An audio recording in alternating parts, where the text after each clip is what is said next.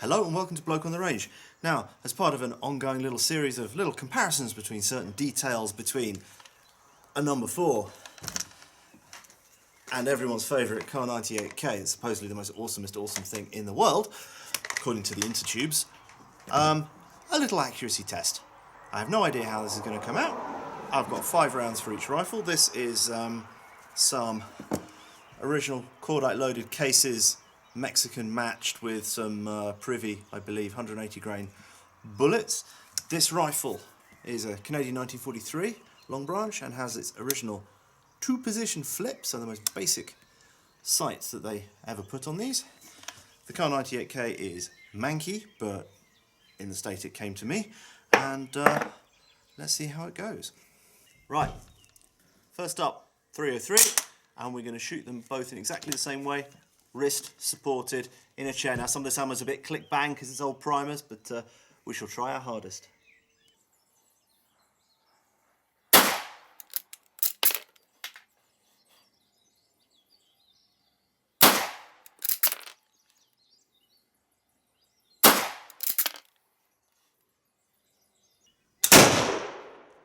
Oh, that was very click bang. I might need to allow myself a fly there.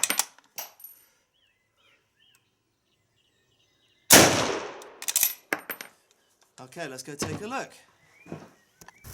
Now right, actually I don't need to allow myself a fly there, because that looks pretty good. That's yeah, of the order of 2 inches at 50 meters, plus or minus, so plus or minus a 4-minute of angle group, dead centered because I zeroed the rifle earlier.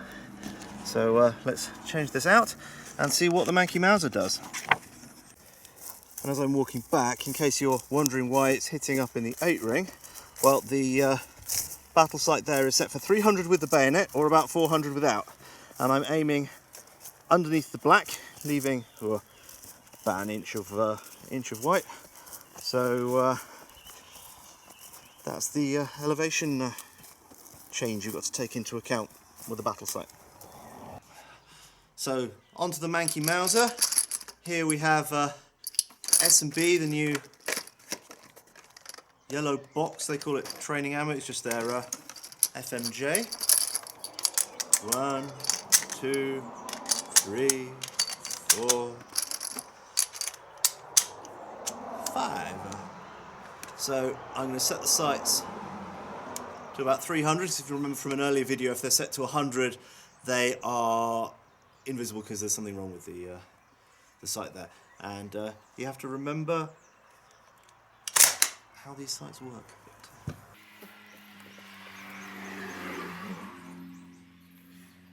Sight picture on this compared to No.4 is like, do our best.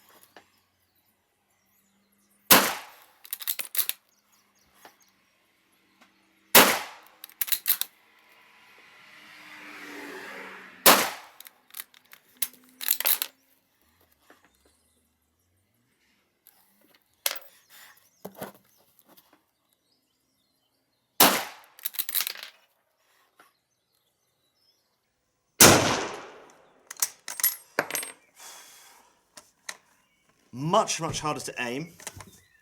Now I'm in my mid-30s now, for being generous, and just even now the difference in clarity between a square post with an aperture, even if it's a fairly big aperture, and for those who've not seen one, that's how big the aperture is.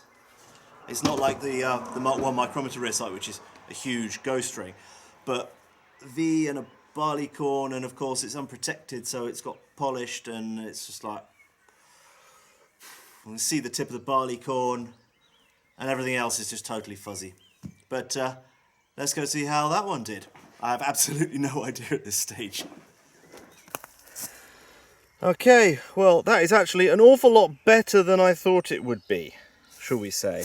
We are, well that's 50 millimeters, so we are a bit more than 2 inches on that. Measure it up later.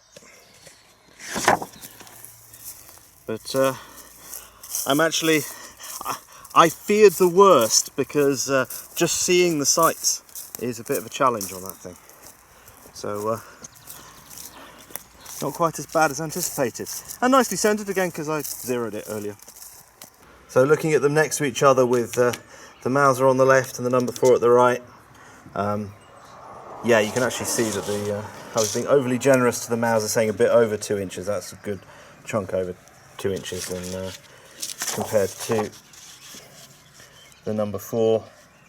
But it's just got such better sights, irrespective of any inherent accuracy or otherwise. It's just, you can see the sights better, you can aim better with them. I mean, that's, for a military rifle, that's adequately accurate, and I'm not going to split hairs on that because that's just playing a game of top trumps and that doesn't get anyone anywhere.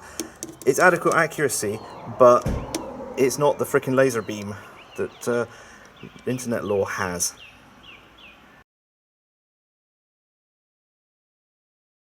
So I hope that was at least vaguely interesting. Thanks for watching. Please like and subscribe, join us on Facebook, and please consider supporting us on Patreon. Bye!